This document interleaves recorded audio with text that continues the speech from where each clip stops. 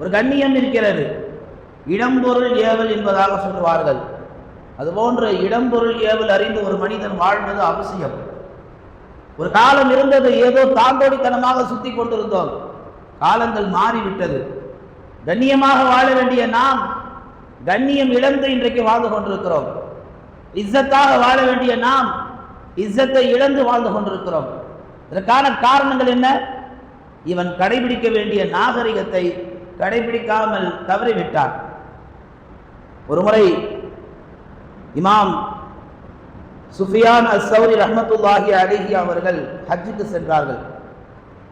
ஹஜ்ஜுக்கு சென்ற போது அன்றைக்கு காலகட்டத்தில் இருந்த அரசர் மஹ்தி என்று சொல்லக்கூடியவர் ஹஜ்ஜுக்கு வந்திருந்தார். அவர் ஹஜ்ஜுக்கு வந்திருந்ததை அறிந்த அவர்களுடைய அடியார்கள், அவர்களுடைய சீடர்கள், வேலை செய்யக்கூடியவர்கள், மஹ்தி அரசர் வந்திருக்கிறார் என்று சொல்லி அங்கு இருந்த ஹாஜிமார்களை ஒரு விதமான நெருக்கடியில் இருந்து மஹ்தி அவர்களை பத்திரமாக அழைத்து செல்வதற்கு ஒரு தடியடி ஏற்பாடு செய்கிறார். ஹாஜிகள் எல்லாம் கலைவதற்கு என்ன செய்யணும்? அங்கு உள்ள காவலர்கிட்ட சொல்லி, அரசர் வந்திருக்கிறார், எல்லாரும் என்ன செய்யுங்க, விலகுங்க அப்படின்னு சொல்றதை விட அங்குள்ள ஹாஜிமார்களுக்கு தடியடி. அந்த தடியடி நடத்துகிற பொழுது ஹாஜிமார்கள் என்ன செய்வாங்க?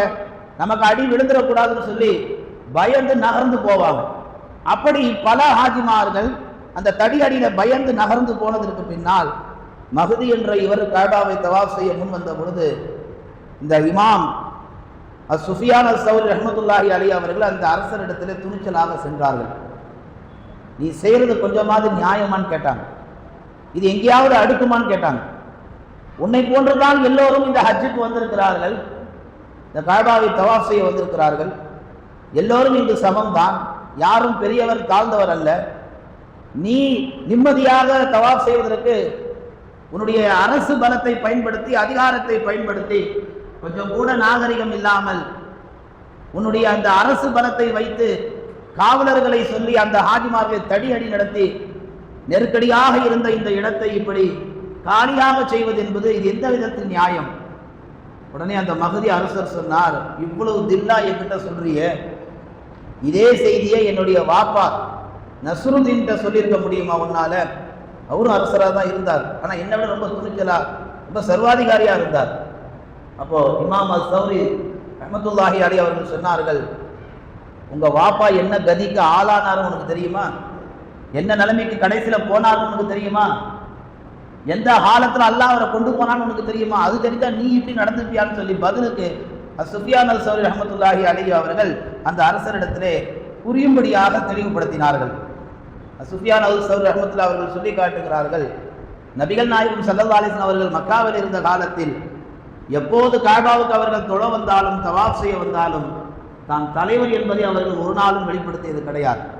தான் வருகிறேன், நான் வருகிறேன் என்பதற்காக இங்கே யாரும் கூட்டம் கூடக்கூடாது, எல்லாம் வழி விடுங்க, நெருக்கடி இருக்கக்கூடாது, நான் சுதந்திரமாக போனோம், நெருக்கடி இல்லாமல் போகணும்னு சொல்லி நபிகள் நாயகம் ஒரு நாள் கூட தங்களுடைய வாழ்நாளில் அப்படி நடந்ததே இல்லை என்று சொல்லி பெருமானார் வாழ்ந்த வாழ்க்கையும் தெளிவுபடுத்தி காமிக்கிறார்கள். பார்த்தவர்களே, நாகரிகம் என்பது இதுதான். அரசு பலத்தை வைத்து, அதிகார பலத்தை வைத்து, அல்லது பண பலத்தை வைத்து, அல்லது ஒரு விதமான ஆஸ்தி அந்தஸ்துடைய பலத்தை வைத்து இதையெல்லாம் சொல்லி நாம் மக்களை, பாமர மக்களை மிரட்டினால் அவர்கள் கொஞ்சம் நகர்ந்து விடுவார்கள் என்று சொல்லி ஒரு சபைக்கு ஏற்றவாறு நடக்காமல், நாகரிகத்தோடு நடக்காமல், அநாகரிகமாக நடக்கக்கூடிய அந்த மோசமான பண்பு நேற்றென்றல்ல, அது காலம் தொட்டு ஆதம் அலைஹிஸ்ஸலாம் காலத்திலிருந்து வந்து கொண்டுதான் இருக்கிறது. இப்படி